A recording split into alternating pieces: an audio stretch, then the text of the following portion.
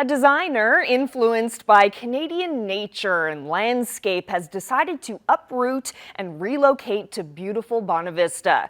But even before coming here, Kate Golding took inspiration from this province. The homes, the icebergs, the wildlife, it can all be found in her collection of Newfoundland wallpapers.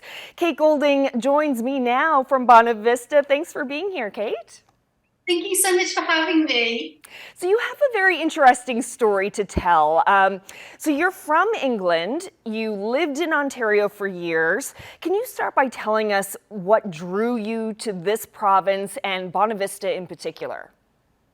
Absolutely. Well, I was actually here in Newfoundland and in Bonavista 6 years ago, and I fell in love with it then. And then I think, like many people, after the pandemic, my husband and I really took some time to think about what was important to us. Maybe decided that we were looking to prioritize different things and looking for different things in our life. And we have been thinking about this move to Newfoundland for about 18 months now and took a trip back here last year for 6 weeks. And, I think the scenery, the great outdoors, it's absolutely spectacular. There is so much inspiration here. But I think more than anything, it's the people, it's the sense of community, the humanity. We just love the Newfoundland culture and how soulful it is here. We've really fallen in love with it.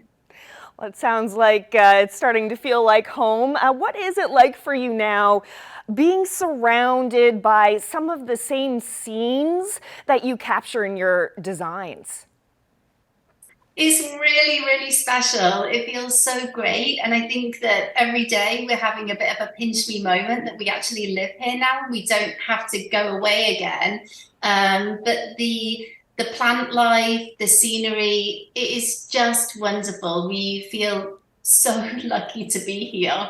You recently put a post on Instagram that caught our eye. It was kind of a full circle moment, it seems, for you. You saw an iceberg off the coast of Upper Amherst Cove, and it connected you back to your own family history. Can you tell us about that and the story of your great uncle?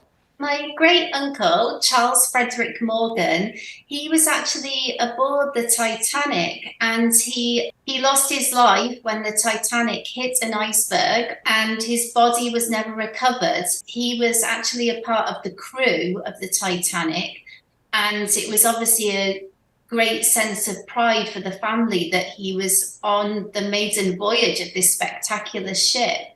And I think we did see icebergs when we were here 6 years ago, but I hadn't got to see one that close up.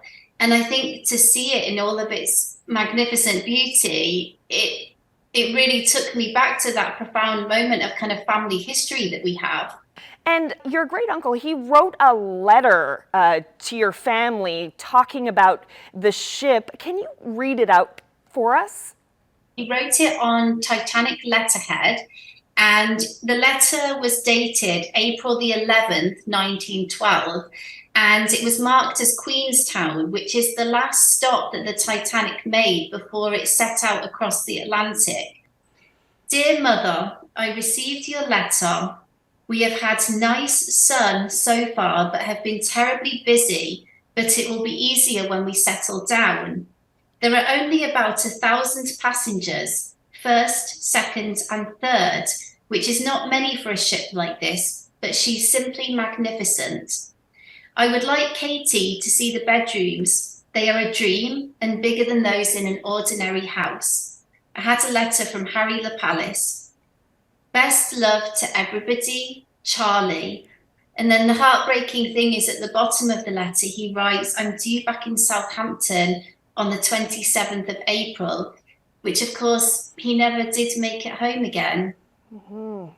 And in the letter, he mentions Katie, and that's your great-great-grandmother and your namesake, right? Yeah, exactly. So my great grandmother, I actually also inherited her ring, which I wear every day. And Charles actually gave her away on her wedding day. So she's somebody quite special to me and is a daily part of my life because I wear a piece of jewelry that belonged to her. And it's just so special that he was thinking about his sister and how elated she would have been to see the grandeur of the ship.